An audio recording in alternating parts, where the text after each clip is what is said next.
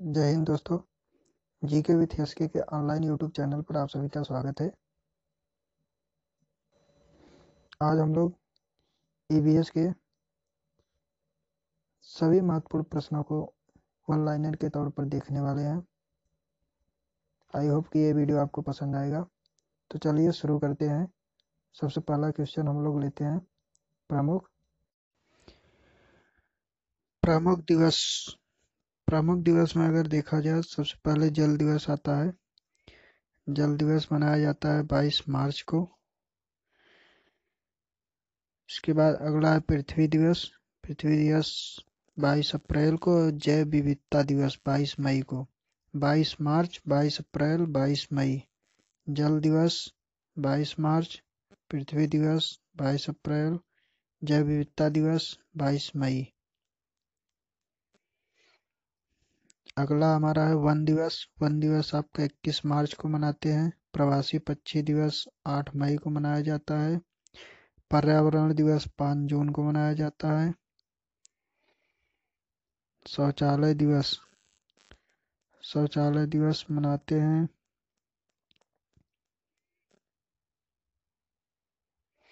19 नवंबर को। शौचालय दिवस मनाया जाता है। अंतर्राष्ट्रीय महिला दिवस 8 मार्च को मनाया जाता है। प्रदूषण दिवस 2 दिसंबर को प्रदूषण दिवस। जनसंख्या दिवस 11 जुलाई को। 11 जुलाई को विश्व जनसंख्या दिवस के रूप में मनाया जाता है।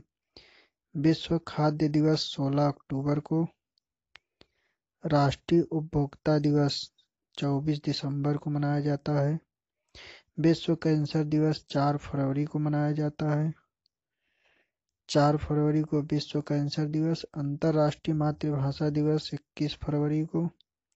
राष्ट्रीय विज्ञान दिवस 28 फरवरी को। वैलेंटाइन दिवस 14 फरवरी को। वैलेंटाइन दिवस 14 फरवरी को। अगला हम लोग देखते हैं कृषि क्रांति से। हरित क्रांति का संबंध खाद्यान्न उत्पादन से है। श्वेत क्रांति का संबंध दुग्ध उत्पादन से है। श्वेत क्रांति दुग्ध उत्पादन। भूरी क्रांति उर्वरक उत्पादन से। नीली क्रांति मत्स्य उत्पादन। पीली क्रांति आपका तिलहन उत्पादन से है। लाल क्रांति टमाटर से है। रजत क्रांति अंडा से है। गोल क्रांति आलू उत्पादन से संबंधित है। सुनहरी क्रांति आपका बागवानी से है। एक बार फिर से देख लेते हैं। हरित क्रांति खाद्यान्न उत्पादन से संबंधित है। श्वेत क्रांति दुग्ध उत्पादन से। भूरी क्रांति उर्वरक उत्पादन से। नीली क्रांति मत्स्य उत्पादन से। पीली क्रांति तिलहन उत्पादन से। लाल क्रांति टमाटर उत्पादन से संबंधित। 71% भाग पर जल पाया जाता है। स्थल मंडल की बात किया जाए तो 29% है। जल दिवस आपका 22 मार्च को मनाया जाता है। ब्राजील में यूएन कॉन्फ्रेंस की शुरुआत 1992 में हुई थी और विश्व जल दिवस की शुरुआत 1993 में शुरू हुई थी। विश्व जल दिवस की शुरुआत 1993 से 1 केजी गेहूं उगाने में कुल लगभग 1500 लीटर के आसपास जल की खपत होती है। 1 केजी गेहूं पैदा करने में 1500 लीटर जल की आवश्यकता होती है। सबसे ज्यादा वर्षा विषुवत रेखा या भूमध्य रेखा पर होता है। जल के प्रकार में जल 2 प्रकार के होते हैं। एक कठोर जल होता है, दूसरा मृदु जल होता है। जो आसानी से झाग दे दे वह मृदु जल होता है। गर्म पानी के स्रोत प्राकृतिक या गीजर है। गर्म पानी के स्रोत प्राकृतिक, गीजर। पृथ्वी पर पीने योग्य पानी टोटल 1% है। इंद्रधनुष वर्षा के समय सूर्य के विपरीत दिशा में दिखाई देता है। इसमें 7 रंग होते हैं। पानी जितना नमकीन होता है उतनी ही आसानी से तैरा जा सकता है क्योंकि इसका घनत्व ज्यादा होता है। मृत सागर का पानी सर्वाधिक नमकीन होता है। बावड़ी एक सीढ़ीदार कुआं है। रेगिस्तान 10 सेंटीमीटर से कम वर्षा वाला स्थान होता है, उसे रेगिस्तान कहा जाता है। जहाँ पर 10 सेंटीमीटर से भी कम वर्षा हो वह रेगिस्तान कहा जाता है।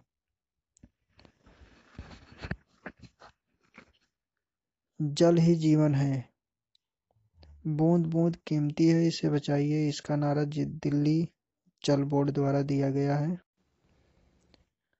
प्रमुख लोक नृत्य की अगर बात की जाए तो सबसे पहले अरुणाचल प्रदेश। अरुणाचल प्रदेश में एक मुखौटा और एक युद्ध नृत्य, ये दो प्रसिद्ध नृत्य है अरुणाचल प्रदेश का। इसके बाद नागालैंड, नागालैंड में चोंग प्रसिद्ध है। और पंजाब की बात की जाए तो पंजाब में दो है, एक गिद्धा, दूसरा भांगड़ा। असम में बिहू चलता है, कली गोपाल भी आता है। उत्तराखंड की बात की जाए तो एक गढ़वाली है। गुजरात में गरबा और डांडिया दो प्रसिद्ध नृत्य है। जम्मू कश्मीर में रऊफ, उड़ीसा में उड़ीसी और उत्तर प्रदेश में नौटंकी और चारकुला। उत्तर प्रदेश में नौटंकी और चारकुला। कर्नाटक में यक्षगान, कर्नाटक में यक्षगान, उत्तर प्रदेश में नौटंकी और चारकुला, उड़ीसा में उड़ीसी। भारत के नदियों के किनारे स्थित प्रमुख नगर, इसमें पहला है क्षिप्रा नदी के किनारे उज्जैन शहर स्थित है। साबरमती के किनारे अहमदाबाद, महानदी के किनारे कटक है, ये उड़ीसा में पड़ता है। अगला हमारा है सरयू नदी के किनारे अयोध्या स्थित है। स्वर्ण रेखा के किनारे जमशेदपुर, गोमती नदी के किनारे लखनऊ और आपका जौनपुर पड़ता है। चंबल नदी की बात की जाए तो कोटा स्थित है चंबल नदी के किनारे। गंगा नदी पे कानपुर और हरिद्वार स्थित है। यमुना की बात की जाए तो यमुना नदी के किनारे मथुरा स्थित। बात करते हैं अगले टॉपिक में, इसमें जल आता है तो जल देख लेते हैं, 2 मिनट लगेगा। पृथ्वी पर जल का परसेंट अगर देखा जाए तो 71% भूभाग पर जल है। स्थल मंडल की बात की जाए तो 29% आपका स्थल मंडल पड़ता है। जल दिवस की बात की जाए तो 22 मार्च को विश्व जल दिवस मनाया जाता है। ब्राजील की विजन कॉन्फ्रेंस जो 1992 में हुआ था, ये जल से संबंधित है और विश्व जल दिवस की शुरुआत 1993 में हो गई थी। इसके बाद अगला है 1 किलो गेहूँ पैदा करने में लगभग 1500 लीटर जल की आवश्यकता होती है। 1 केजी गेहूँ पैदा करने में लगभग 1500 लीटर जल की आवश्यकता होती है। सबसे ज़्यादा वर्षा विषुवत रेखा या भूमध्य रेखा पर होती है। जल के प्रकार की बात की जाए तो जल 2 प्रकार के होते हैं, एक कठोर जल होता है, दूसरा मृदु जल होता है। जो आसानी से झाग देता है उसे मृदु जल कहते हैं और जो आसानी से झाग न दे वो कठोर जल में आता है। गर्म पानी के स्रोत प्राकृतिक गीजर है। पृथ्वी पर पीने योग्य पानी 1% है। पूरे पृथ्वी पर पीने योग्य पानी 1% है। इंद्रधनुष वर्षा के समय सूर्य के विपरीत दिशा में दिखाई देता है। इंद्रधनुष वर्षा के समय सूर्य के विपरीत दिशा में दिखाई देता है। इसमें 7 रंग होते हैं। पानी जितना नमकीन होगा उतना ही आसानी से तैरा जा सकता है, क्योंकि इसका घनत्व ज़्यादा होता है। पानी जितना नमकीन होगा उसका घनत्व उतना ज़्यादा होगा। मृत सागर का पानी सर्वाधिक नमकीन होता है। बावड़ी एक सीढ़ीदार कुआं है। रेगिस्तान 10 सेंटीमीटर से कम वर्षा वाला स्थान है। 10 सेंटीमीटर से कम वर्षा वाला जो भी स्थान होगा वह रेगिस्तान में आ जाएगा। जल ही जीवन है, बूंद बूंद कीमती है। जल ही जीवन है, बूंद बूंद कीमती है, इसे बचाइए, इसका नारा दिल्ली जल बोर्ड द्वारा दिया गया है। अम्ल वर्षा SO2 होता है। ताजमहल का पीला होना इसी के कारण होता है। अम्लीय वर्षा के कारण ताजमहल का रंग पीला होता जा रहा है।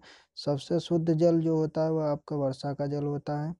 BOD, BOD फुल फॉर्म कभी कभी पूछता है, तो BOD जो होता है बायोलॉजिकल ऑक्सीजन डिमांड होता है। ऑक्सीजन की खुली मात्रा मापी जाती है इसमें। BOD biological oxygen demand.